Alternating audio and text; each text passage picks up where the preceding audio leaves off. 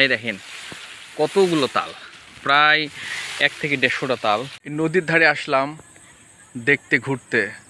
তো নদী একদম ভর্তি কচুরিপানা দিয়ে আর এই তালের গাছ। আর এখানে এসে এমন একটি জিনিস দেখলাম যেটা না শেয়ার করতে থাকতে পারলাম না। তো আপনাদেরকে একটু দেখাই যেখানে কি দেখেছি। এই দেখেন এখানে কি লুকায় রাখছে।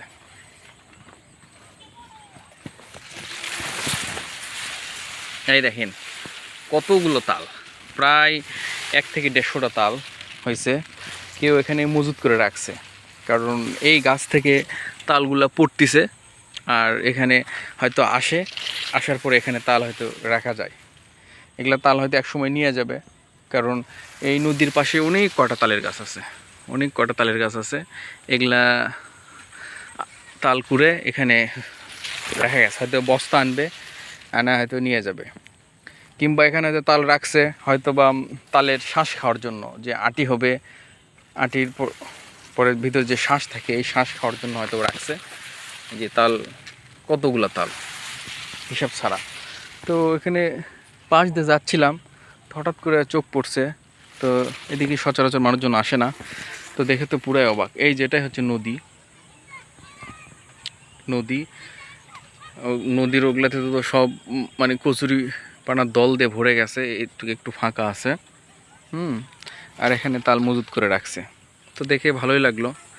আর এখানে থাকতে থাকতে 2টি তালও পড়ছে। তো তাল একটু কুড়াই, তাল কুড়ার একটু অভিজ্ঞতা নেই। অভিজ্ঞতা আর কি নিব, ছোটোবেলায় তাল অনেক কুড়াইতাম। তো এখন বড় হয়ে যাওয়ার পরে আসলে ওই রকম তাল কুড়ানো হয় না।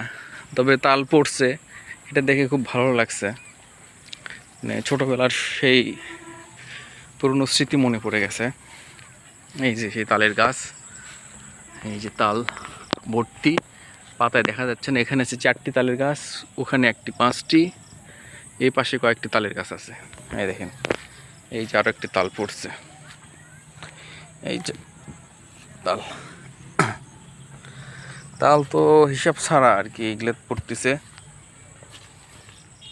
এগুলা দলের ভিতরেও তাল থাকতেছে। নদী একদম ভরে গেছে পানি দিয়ে, পানির পাশাপাশি এগুলো কচুরিপানার দল দিয়ে ভরে গেছে। এটা বোঝাই যাচ্ছে না যে এটা নাগর নদী। একদম মানে একদম বিলের মতো লাগতেছে, খাল বিল যেরকম। তো ঠিক আছে, আজকের ভিডিও এই পর্যন্তই। আজকে এখানে এসে ভালো লাগলো, তাই আপনাদের একটু শেয়ার করলাম। ভালো থাকবেন আপনারা।